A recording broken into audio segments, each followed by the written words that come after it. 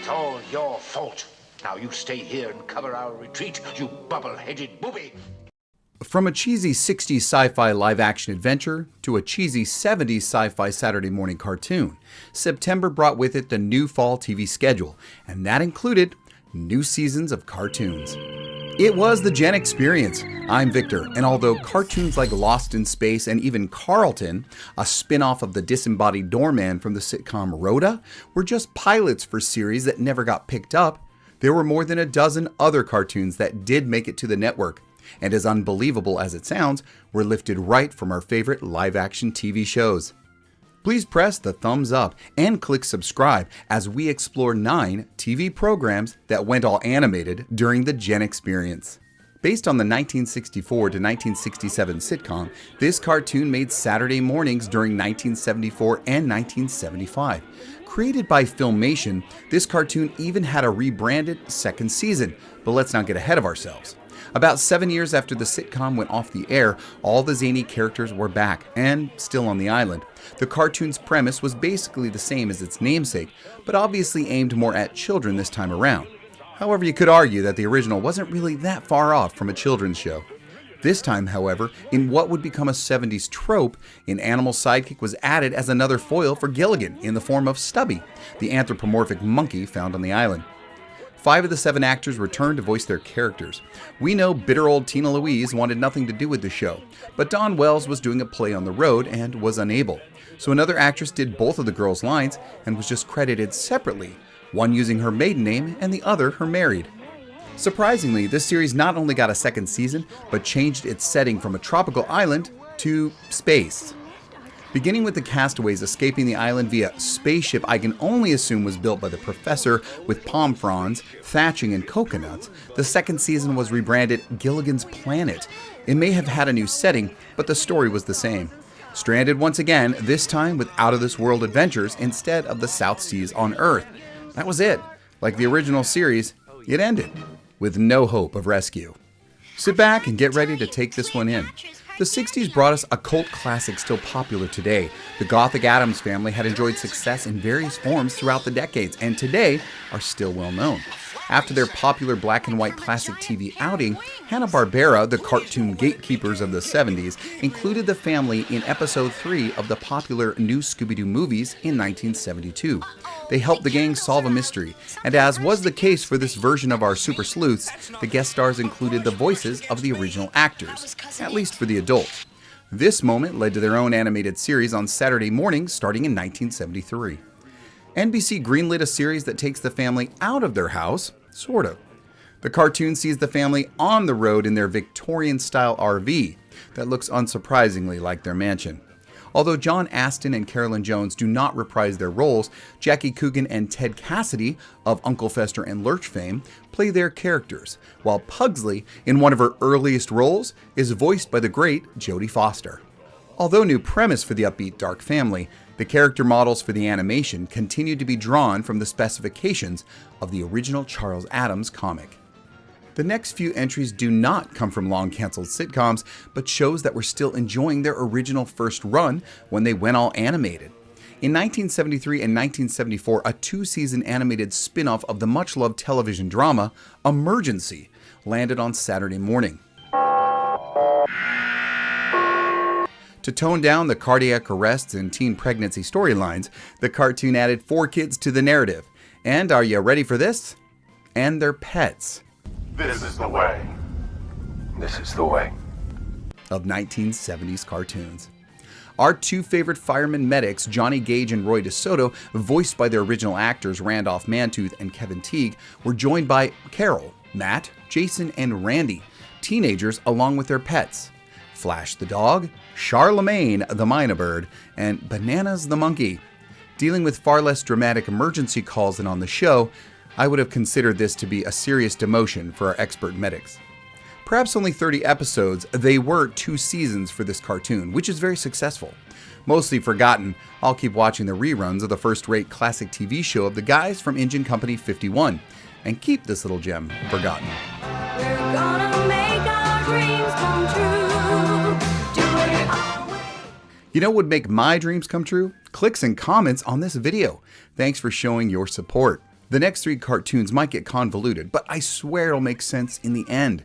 First up is Laverne and Shirley. This animated series debuted on Saturday morning in 1981 and depicts a time loosely based on a 2-part episode from the primetime comedy, where our titular characters join the army under a drill sergeant played by Vicki Lawrence. In the animated series, Laverne and Shirley in the Army, the girls have hijinks based on their new surroundings, but the trend of adding an animal sidekick had gone bonkers. Lawrence's character is replaced instead with the demanding Sergeant Squealer. While no one seems to question that their commanding officer is, well, a pig, I have to wonder what Vicki Lawrence thought of being replaced by a swine. Laverne and Shirley in the Army got a 2nd season, miraculously, but with a new title. But before we get into that, we have to introduce you to the next live-action show that went all animated, Fonz and the Happy Days Gang. Technically, it came out before Laverne and Shirley's cartoon incarnation, but just stay with me. During the 1980 and 81 cartoon seasons, Fonz stars in a sci-fi comedy with Richie and Ralph from their popular sitcom and travel the galaxy with an alien female pilot named Cupcake. Because, of course it is. Her UFO has malfunctioned and Fonzie's trademark bang on the side only gets them all lost in time. Along with the prerequisite animal character, Fonz's new anthropomorphic dog, the group try desperately to get home. Winkler, Ron Howard, and Donnie Most reprise their roles for the vocal talent and are not only joined by Didi Cohen from Grease, but the legendary Frank Welker as Mr. Cool, the dog, of course. Oh, and there is this guy you might know performing as the show's narrator, some talent named Wolfman Jack. Speaking of time travel, we're now back where we left Laverne and Shirley. Although after 2 seasons of the Happy Days Gang, Fonz is never seen returning to Milwaukee. But he does inexplicably end up at Camp Fillmore working in the motor pool with Mr. Cool. This is the army base that Laverne and Shirley train in, and the premise of their 2nd season, now titled Laverne and Shirley with the Fonz.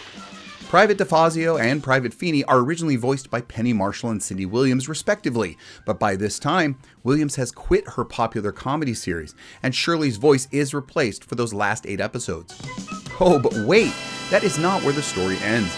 This 2nd season of Laverne and Shirley, now with the conveniently transplanted Fonzie, is all part of a new Saturday morning offering.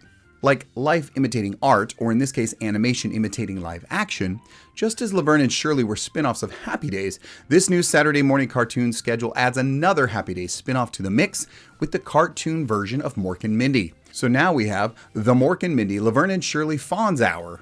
Makes sense, right? Well, we can blame Paramount Television or Hanna-Barbera for this madness. So in September 1982, while Laverne and Shirley and Happy Days still exist in their live-action and animated adventures, Mork and Mindy had just wrapped their final season in May of that same year. The animated version of Mork and Mindy is like an alternate timeline. If Mork had arrived to Earth as a teenager to observe and report Earthling behavior to Orson, back on Ork. As the sitcom, Mindy and her father are the only ones who know he's an alien and keep him out of trouble with all of the fish out of water hijinks. Although with what has gotten very old to me even during my original viewing of the cartoons, Mork had been joined by his 6-legged pink segmented space pet named Doing, also voiced by the great Frank Welker. Robin Williams, Pam Dauber, and even Conrad Janis reprised their roles for this 1 season but full 26-episode cartoon series. By 1983, the dynasty came to an end. Do you remember this trio of family comedies going all paintbrush for their 2D animated counterparts in on Saturday morning? They weren't my favorites, but hell, they were cartoons, so if nothing else was on, I tuned in. We aren't done yet, and although there is a whole part 2 for the show and a lot more cartoons, there are some other twists on the concept worth mentioning. Let's start with an easy one. The Gary Coleman Show. You heard me right, and at first thought you might think it's a spin-off of Different Strokes, but not so. This Saturday morning anomaly might be named after the little Spitfire starring in a famous sitcom at the time, but Gary Coleman plays Andy LeBeau and continues the story of his made-for-TV live-action movie, The Kid with the Broken Halo. This 1982-83 Hanna-Barbera animated series has Gary back as the angel in training trying to help those in need and get the approval of his superior, Angelica, all while trying to avoid the temptation of Hornswoggle the Demon, who tends to lead him astray. I did mention this was a Saturday morning cartoon about a dead kid who's constantly avoiding the traps of a demon from hell, right? Seems right on the mark for the 80s, I assure you. But did you know that MASH, the legendary medical dramedy of the Korean War, had an animated spin-off? No? I'm not surprised, and we hear this story, you might be better off not knowing. Filmation, who would become most famous for Masters of the Universe and Brave Star cartoons, produced Mush, and then never produced anything for ABC ever again. Mangy, unwanted, shabby heroes was an attempt to be savvy and parody the hit show, including humor that flies right over the children's heads. But let's be honest, that sometimes is what turns adults on to a cartoon. Part of the forgettable Uncle Croc's block, hosted by the bitter Charles Nelson Riley, Mush was 6.5-minute cartoon segments as part of an overarching children's program. Hey look, it's Dr. Smith. Guess he made it to cartoons after all. Along with other parodies like Steve Exhaustion, the $6.95 man of $6 Million Man, and Junie the Genie from I Dream of Jeannie. It was all kind of like the show Banana Splits, but in this case just sad and pathetic. I'm not surprised Riley was so hostile about this role, towing the line with this trash. While the history and cancellation of Uncle Croc's block is probably worth a whole other show, as for these canines in the Arctic outpost, things did not go well. Their character names were right on target. Bullseye, Cold Lips, Colonel Flake, and Sonar were obvious parallels. But you still had Trooper Yo the Trapper, and then there was Major Hank Sideburns for Frank. But with only 26 of the 30 episodes written ever produced before cutting Riley, the remaining shows were salvaged and played along with another cartoon called The Groovy Ghoulies, while Uncle Croc was blocked from the airwaves. Being regarded as true forgotten media of the mid-70s, this show and all its segments have never been officially released as broadcast. Don't be upset. It was a mercy killing. Now, in a similar vein, The Oddball Couple is an adaptation of the TV series The Odd Couple, which had ended its run that year. After 5 seasons on ABC, Paramount continued to dabble in watercolors with their animation game, and this series about the misadventures of a dog named Fleabag and a cat named Spiffy who lived together under the same roof lasted only 1 season in 1975. The premise is a copy of Neil Simon's original, but replacing the actors with a cat and a dog to expand and enhance the personality difference tension. Oddly, they did swap the careers of the main characters from the sitcom to the cartoon, with a cat being a sports writer and the dog being a photographer. Not surprisingly, the original actors do not take up their vocal roles for Spiffy or Fleabag. After all these attempts to bring sitcoms to Saturday morning, I keep wondering where that Bob Newhart or WKRP cartoons are. It all proves you can find your inspiration anywhere. Or, just like today, original ideas are dead. This was pure capitalization, and like so often with this kind of synergy, it's not as good as the original. I will admit that not one of these, absolutely none of them, are on my list of don't miss cartoons of the era. They aren't worth watching, except for novelty's sake.